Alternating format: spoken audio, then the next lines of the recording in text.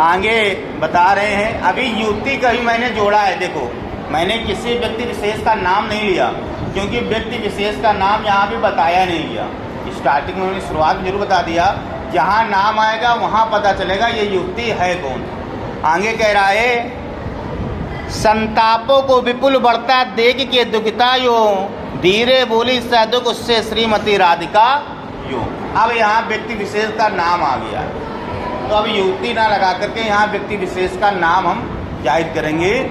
कह रहा संतापों को विपुल बढ़ता देख। संताप माने दुख, ठीक है, दुख। संताप माने दुख, विपुल बढ़ता देख, अचानक अपने दुखों को बढ़ता हुआ देखकर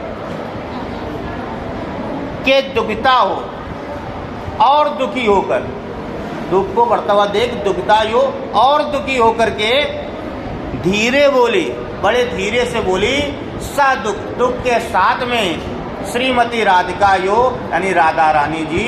इस तरह से दोनों लाइनों का अर्थ यह हुआ कि जब पवन उनके सदन में प्रवेश, अच्छा दुख बढ़ा क्यों, उसका कारण है।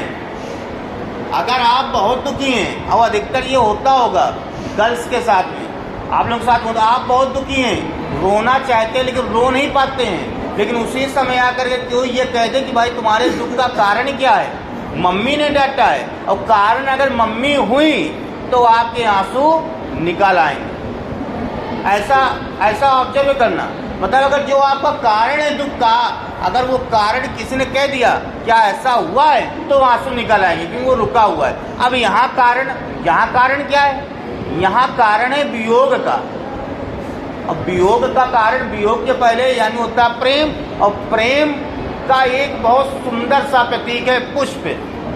अगर प्रेम का इजहार करना है, चाहे किसी देवी देवता से हो, चाहे किसी अपने से हो, तो हम पुष्प लेके जाते हैं। जाते हो ना मस्जिद वगैरह जाते हो, वो जो चढ़े जाते हैं उसमें पुष्प चढ़े, क्यों, सुगंधित होता है, सुगंध को बढ़ाता है, प्रेम का प्रतीक है। वैसे ही यहाँ जैसे ही सुगंधित हवा आई तो इनको अपनी पिछले कृष्ण की यादें आ गई, तो इनका दुख क्या हुआ, बढ़ गया। इसीलिए कह रहा है यहाँ पर दुख को बढ़, देखिए कभी अपना कार्य कर रहा है लेकिन भाव को तो समझना पड़ेगा, क्योंकि कहते हैं जहाँ रवि नहीं पहुँचता है वहाँ कवि पहुँचता है। रवि हो सकता है एक जगह ना पहुँचे, लेकिन कवि बिल्कुल गहराई तक पहुँच जाता है। तो यहाँ यही गहराई आई है। जो राधा रानी का जो दुख बढ़ा है वो इसलिए बढ़ा है कि जहाँ बैठी वहाँ सुगंधित हवा आई, और सुगंधित हवा आई इस कारण से उनका दुख बढ़ा। वो दुखी होकर के उससे बड़े धीरे से कह रही हैं कि तुम मेरे दुख को क्यों बढ़ा रहे हो। और आगे देखते हैं क्या कह रही हैं, प्यारी प्याता पवन इतना क्यों मुझे है सताता। कह रही हे हवा, हे प्यारी हवा, तुम मुझे क्यों सता रही, कारण क्या है मुझे तंग करने का। सताना है नहीं, परेशान करना है, तंग करना, आखिर मुझे तंग करने का कारण क्या है। और लास्ट लाइन कह रही है, क्या तू भी है कलुषित हुई कला की क्रूरता से, काल की क्रूरता से।